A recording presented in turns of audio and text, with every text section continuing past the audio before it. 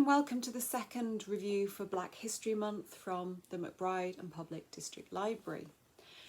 Today I'm going to be talking about Toni Morrison's novel Beloved, published in 1987. Now, most people have heard of Toni Morrison. A lot of people I know have read Beloved, and it truly is one of the most outstanding works of the 20th century. It's often called a ghost story. It is about slavery.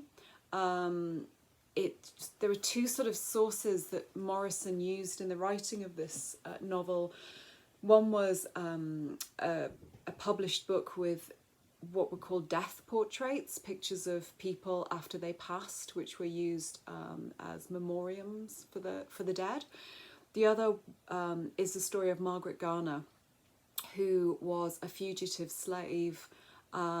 Because of the Fugitive Slave Act, it meant that, if she was recaptured, her children would also be in the slave system as well. So she actually killed her child.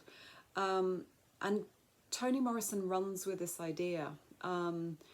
Beloved it's difficult to describe the book in any kind of simple way, but Beloved is the story of Seth, her daughter Denver, her dead child who kind of comes back, Beloved. It's about the horrors and the trauma of slavery. It's about resistance and strength. It is often called a difficult book, and it's difficult because of the subject matter in dealing with slavery, but it's also difficult because it's what we tend to call a postmodern work of fiction. So the prose in various parts of the book is fragmented, it breaks down, different voices become interspersed. It's the kind of book that you probably want to read more than once. It also has one of the most iconic openings to any novel. I'm just going to read the first two sentences. They're very short. 124 was spiteful, full of a baby's venom. The women in the house knew it, and so did the children. So that's the first three sentences. And immediately, you may think, okay, what is this about? It's a very abrupt opening. It's actually talking about a house. And the idea that spaces can contain memories of the past. But of course that idea of spiteful, full of a baby's venom, it's not, it's a strange combination of words.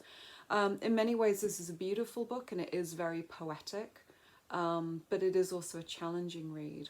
There are lots of images in this book which really have become famous in terms of literature on slavery, like the image of the scarred slave's back, which in this book is described as a choke cherry tree, and blossom. The blossom of the tree is actually the pus weeping out of the person's back. And that kind of combination of beauty and horror is really present throughout the book. It's also a book that keeps you thinking. So even when you get to the end, this is a book that will stay with you. And I think this is why so many people have said to me, oh, I hope you're going to be talking about Beloved, because once you've read this book, it's very hard to forget. There's actually a line in it that's repeated, which is, this is not a story to pass on. And that dual meaning, right? This is not a story to pass on, to ignore, but also this is not a story to pass on, to share with people, which in many ways is kind of the crux of slavery, right? It is a past that we should acknowledge, that we should talk about, but then it's also a past for many that is extremely painful. And we might think about, intergenerational trauma. Her trauma is passed on through generations. So it's also difficult to talk about these traumatic pasts. But I recommend you to read the book. We have it in the library. When I checked yesterday, it was still on the shelf. Toni Morrison's Beloved. Thanks. See you next week.